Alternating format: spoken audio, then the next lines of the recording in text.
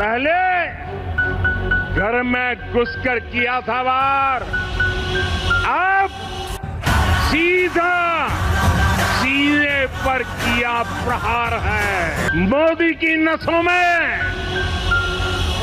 लहू नहीं, गरम सिंदूर बह रहा है। बड़े बड़े स्टेटमेंट दिए हैं उन्होंने एक साथ, जहां पाकिस्तान को तो लताड़ा ये मलबे के नीचे दबा दिया है, कूड़ा कबाड़ा के नीचे दबा दिया, वहीं दूसरी तरफ उन्होंने यूएस को भी सीधी सीधी चेतावनी दे दी है। प्रधानमंत्री जब आप आज अपने दौरे पर गए बीकानेर, तो वहां उन्होंने शक्ति पूजा की और पीएम मोदी ने बीकानेर का दौरा किया, वहां करणी माता मंदिर में शक्ति पूजा की। हमारे पास अब कोई चॉइस नहीं है और हम भारत पे बिल्कुल एतबार नहीं कर सकते। हम भारत से बात जरूर करना चाहते हैं, हमारे ऊपर हमला हुआ है, उसके बावजूद हमने बड़े आराम से तहम्मुल से दुनिया में देखा है। आप उनको देखिए, उन्होंने हमारी मस्जिदों को निशाना बनाया, हमारी सिविलियंस को, बच्चों को, औरतों को निशाना बनाया, ये पूरी दुनिया ने देखा। अजीत डोवल अगले हफ्ते रूस का दौरा करने जा रहा है। उसमें इतलात ये है कि अजीत डोवल रूस से मजीद S-400 लेने जा रहा है। प्रधानमंत्री नरेंद्र मोदी अब जिस मोड में है वो मिशन पीओके का बटन दबा चुके हैं और वो इसको क्लियर करते जा रहे हैं पाकिस्तान को। और ये जो डेलीगेशन भारत का जा रहा है दुनिया में, वो ये बताने ही जा रहा है कि अब नेक्स्ट पाकिस्तान तो सुधरेगा नहीं, अब जो हम मारेंगे हम पीओके लेंगे। हिंदुस्तान कहेगा कि हमें सॉलिड गारंटीज चाहिए कि कश्मीर रिलेटेड आपका जितना भी इंफ्रास्ट्रक्चर, टेरर नेटवर्क जिसे वो कहते हैं, ये इंफ्रास्ट्रक्चर है, इसको आप डिसमेंटल करें, हमें इसके वेरीफाइबल प्रूफ दें। और वो मेरे ख्याल जबानी नहीं होगा, वो ये कहेंगे कि हाफिज सईद को हमारे हवाले करें, फलां को हमारे हवाले करें, फलां का काला करें, इनको सजाएं देगा, इस तरह की उनकी डिमांड। जय हिंद दोस्तों, नरेंद्र मोदी बीकानेर के दौरे पर थे। वहां करणी माता मंदिर में उन्होंने शक्ति पूजा भी की और वहीं से पाकिस्तान को लताड़ा भी है कि अगर तुमने थोड़ा सा भी और भारत में अशांति फैलाने की कोशिश की तो सीधा प्रहार किया जाएगा। बालाकोट सर्जिकल स्ट्राइक में तो अंदर घुसकर मारा था, लेकिन इस बार 7 मई को जो हमला हुआ है उसमें सीने पर वार किया गया है, पाकिस्तान के हार्ट में वार किया गया है। मोदी जी ने जब रेफरेंस दिया, उन्होंने कहा कि इस बार घर में घुस के तो नहीं मारा है, इस बार सीने पर प्रहार किया है। सीना इज मतलब अब सब लोग समझते हैं कि भाई उसके नीचे हार्ट है। सीना इज वेरी हार्ड, मतलब आपका, और उसके नीचे आपके क्रिटिकल ऑर्गन्स है।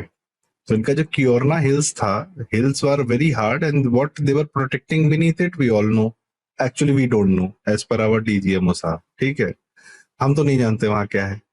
बट दूसरा, उसी जब अगली लाइन में बोल देते हैं कि न्यूक्लियर ब्लैकमेल अब नहीं सहेंगे, ना कोई कर पाएगा ब्लैकमेल। ये बात तो तय है, इन लोग को कोई ब्लैकमेल नहीं कर सकता, मोदी शाह को कोई ब्लैकमेल नहीं कर सकता।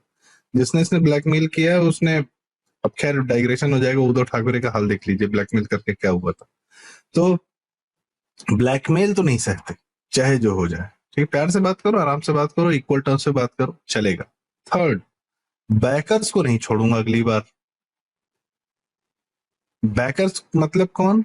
मोदी जी फाइनेंस की भाषा समझते हैं, बिल्कुल बहुत अच्छे समझते हैं। फाइनेंशियल बैकर्स, उनको प्रोवाइड कौन कर रहा है पाकिस्तान को? जितने आर्म्स हैं, शाहीन, गजनी, गाजी, कुछ भी नाम रख लो, बन के तो कहीं और से आ रही है, चाइना से आ रही है, यूएस से आ रही है, कहीं से भी आ रही है। पर्टिकुलरली यूएस के जो आपकी वेपन्स मैन्युफैक्चरिंग है, China is a huge manufacturing country, but still weapons market में 2 कंट्रीज लीड करती हैं। मैं अभी रशिया का नाम नहीं ले रहा हूं, 2 का नाम ले रहा हूं, western counterparts, US and France. सबसे ज्यादा ये लोग लीड करते हैं। तो ये फ्रांस से तो चलिए हमारी डीलिंग शुरू हो गई है फ्रांस की गवर्नमेंट से, not a problem. But US किसको सपोर्ट करता है, किसको आज तक फंड किया है भाई? क्या नाम है आपका, जयशंकर साहब ने भी कहा था कि आपने हमको रशिया के पाले में डाला है भाई, you are funding Pakistan for a very long time, he said this few months back. अपना उन्होंने क्लियरली कहा था कि हमको क्यों ब्लेम करते हो कि हम रशिया के साथ हैं या हम उसके साथ इंटरेक्ट कर रहे हैं, it is you who sent us there. Kashmir के अंदर हमला हुआ, उन्होंने पाकिस्तान के 10 शहरों पे हमले किए, सिविलियन टारगेट भी किए, मिलिट्री टारगेट्स भी किए। पाकिस्तान क्या करेगा? सवाल है ना एक, पाकिस्तान क्या करेगा अगर इंडिया के अंदर एक हमला हुआ पहलगाम में? इंडिया कहता है हम विक्टिम है दहशतगर्दी का, और वही पाकिस्तान तो डेली विक्टिम है दहशतगर्दी का। पाकिस्तान डेली विक्टिम है दहशतगर्दी का। तो अगर ये जगह डेली विक्टिम है दहशतगर्दी के हम लोग हैं, तो पाकिस्तान क्या करेगा? वहां पे तो एक पहलगाम में हमला हुआ, 26 लोग मारे गए, एक खातून थी जिसका मियां जो अपने हनीमून के लिए गए थे, उन्होंने ऑपरेशन सिंदूर करके पाकिस्तान के 8 शहरों पे हमले भी किए, बाद में उन्होंने मिलिट्री टारगेट दिए। पाकिस्तान क्या करेगा? पाकिस्तान करेगा सब्र, क्यों? कि पाकिस्तान एग्रेशन नहीं कर सकता, जो मुझे नजर आता है। पाकिस्तान, अगर तो पाकिस्तान के वजीर आजम ने स्टेटमेंट जारी कर दी और आगे टीवी पे और आगे ये कहा कि भारत ने ये कर दिया, तो फिर तो बड़ी बात है। और अगर सिर्फ ये स्टेटमेंट की हद तक रही तो फिर समझें कि अगले हमले का इंतजार है। मैं तो इसको नहीं समझता हूं। एक स्टेटमेंट जो है वो हमारे वहां पे बलूचिस्तान गवर्नमेंट ने जारी की है, आई थिंक डीजी ISPR ने जो है वो जारी की है कल, क्योंकि मेरे ख्याल 12 दहशतगर्दों को वहां पे एलिमिनेट किया गया था, तो आज वो बदला लेने आ गए हैं। आज वो बदला लेने आ गए हैं। मुझे सिर्फ इतना जानना है, मैं सिर्फ इतना जानना चाहता हूं कि भाई मुझे सिर्फ इतना बता दो कि ये क्या है, ये क्या है,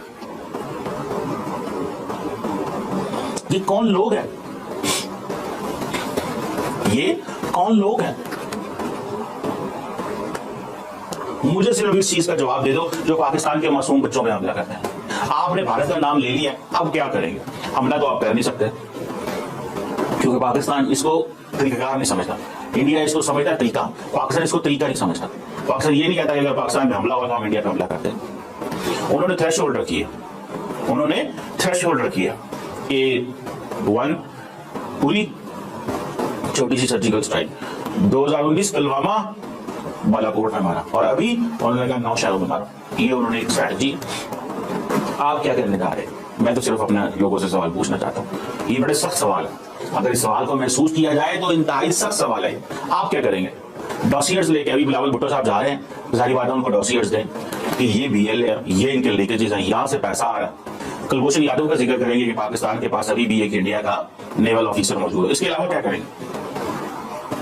इसके अलावा क्या किया जाएगा? सिर्फ मुझे एक चीज का जवाब दे दिया जाए, मुझे सिर्फ एक चीज का जवाब दे दिया जाए, इसके अलावा क्या करेंगे? क्या पाकिस्तान के वजीर आजम इसको टेकअप करेंगे? नरेंद्र मोदी साहब से लेटर लिखेंगे उनको कि पाकिस्तान में ये जो प्रॉक्सीज को आप सपोर्ट करते हैं ना करें, या कि डिप्लोमेटिकली दुनिया के सामने लेके जाएंगे? डिप्लोमेटिकली कितना को लेके जाएंगे, कितना ले जाएंगे? भूल जाएंगे बाद में आप।